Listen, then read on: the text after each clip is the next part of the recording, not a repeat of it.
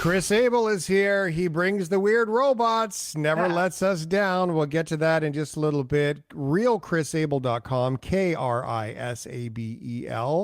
and at Real Chris Abel, plus on the YouTube channel too. A great place to go to get connected with Chris, all the things tech, his reviews of things, our segments, and so much more. Chris, it's Good News Tuesday, and your first story is bringing the bad news. What gives? Yeah, I'm sorry. Well, sadly, I mean, it depends how old you are.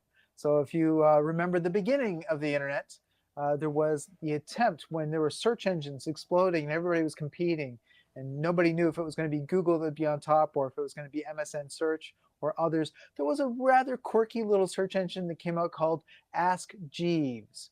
And I loved Ask Jeeves, at least the idea of it is that you weren't just searching for a particular topic or word, but you could ask questions and Jeeves would fetch you the answers. And of course, Jeeves is a reference to the famous British butler named Jeeves. So I kind of love the fact that there was always an attempt to have a well-meaning, positive, well-behaved exchange on the internet. That hasn't really sort of, held up over the years, but they have admitted that, they now have to shut down. So May 1st, they closed the doors. It just can't compete today where now we have intelligent speakers and we have AI. Obviously, the idea of gathering information and getting answers to questions is going in a whole new direction. So sadly, the butler Jeeves has had to close up shop. Who knows if he'll ever return? Which is interesting to me, Chris, when you think about all things. I mean, ask.com was, it was way ahead of its time. It was cool. It was different. And when you think about AI today, Jeeves was kind of like the first AI, even though it wasn't AI. It was the first butler that helped you out. And what is AI today? So the fact that they're not playing in that pool, it sounds like somebody whiffed. Yeah, it's kind of, too bad.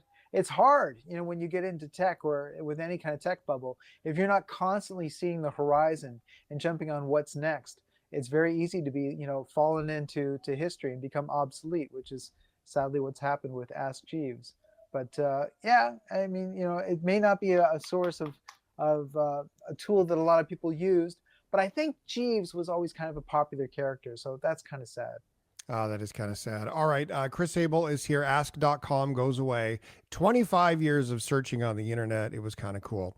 The Met Gala. If you look online, you see a bajillion pictures of the Met Gala, of all the things that go on, all of the outfits that everybody wore, except for one character that showed up. Chris, what the character wore was not what everybody was paying attention to. Yeah, I've been waiting for this because we've seen a lot of tech innovation with LED dresses lit up over the last couple of years. So finally, yes, a humanoid android made an appearance on a red carpet, not the red carpet of the Met Gala, over at the Alexander Wang booth, as it were, over at one of the hotels. They had set up a red carpet there for Alexander Wang's group. And all the photographers were out front waiting for the next big fashion model to come out. And to their shock and to their surprise, a humanoid android wobbled out and staggered out in front of the crowd. Kind of funny in terms of their response. We've got some audio here. You can take a listen. This is the photographers trying to get, of course, the attention of the robot. Robot, you okay?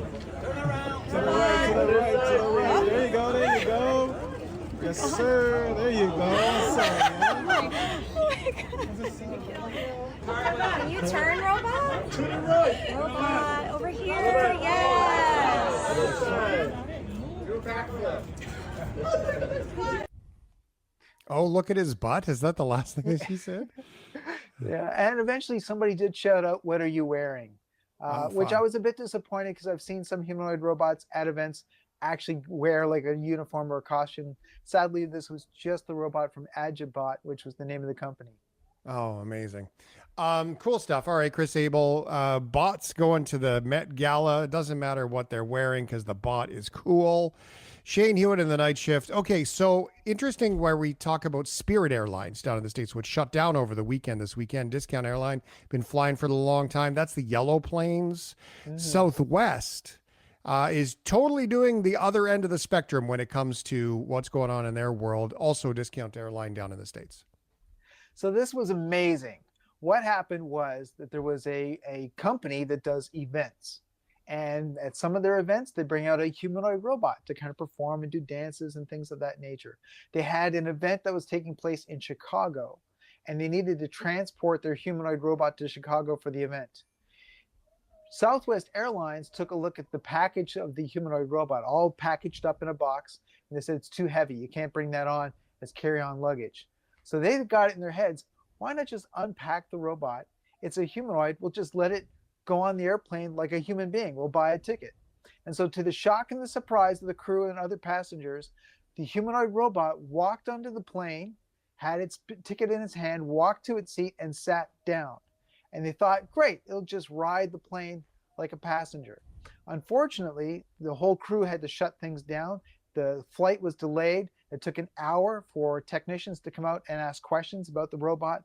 Their main concern, of course, was did it have a lithium-ion battery, which have a tendency to cause a lot of problems on flights. Lithium-ion batteries can explode, cause fires. So the events team had to kind of have that conversation in terms of, addressing the tech needs and the safety needs for it. But once they did, the plane did take off with the humanoid robot sitting in the seat just like a regular passenger.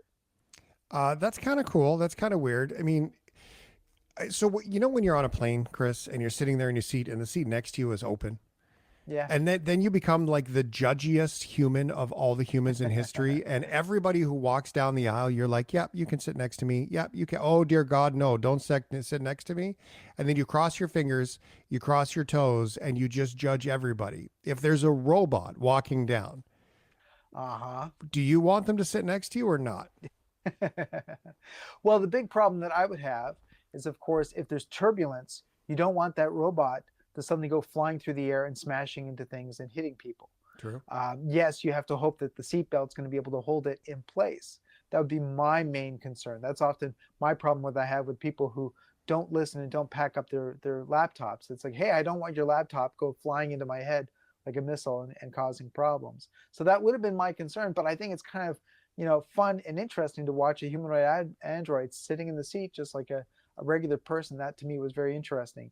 What's neat is that it's the exact same model of robot as the one that appeared at the Met Gala.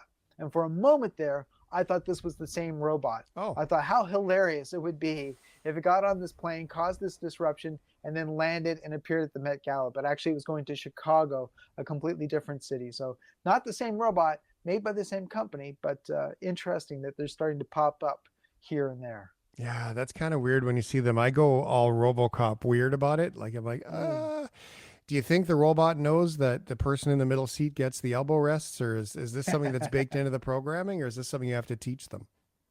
I don't know. At least you know that if it falls asleep, it's not going to lean over and fall asleep. Drool on you? Your shoulder and drool over, yeah. That'll be a big step in robotics, eh? The robot that drools when it's sitting there next to you. All right, Chris Abel, as always, thank you, my friend, for bringing the weird, bringing the robots, and bringing the really cool tech. Hanging out with Chris Abel is kind of like looking through a pair of futuristic goggles where you can kind of see where the future is headed. So pretty cool stuff. Thanks, brother. Great to see you. All right, take care. Shane Hewitt in the Night Shift at Real Chris Abel, KRISABEL, and realchrisabel.com. If you want to get in touch with Chris, he's available for you online, easy peasy to get connected. And not to mention, with the stuff that he does on YouTube, you can catch it all there. So it's good stuff.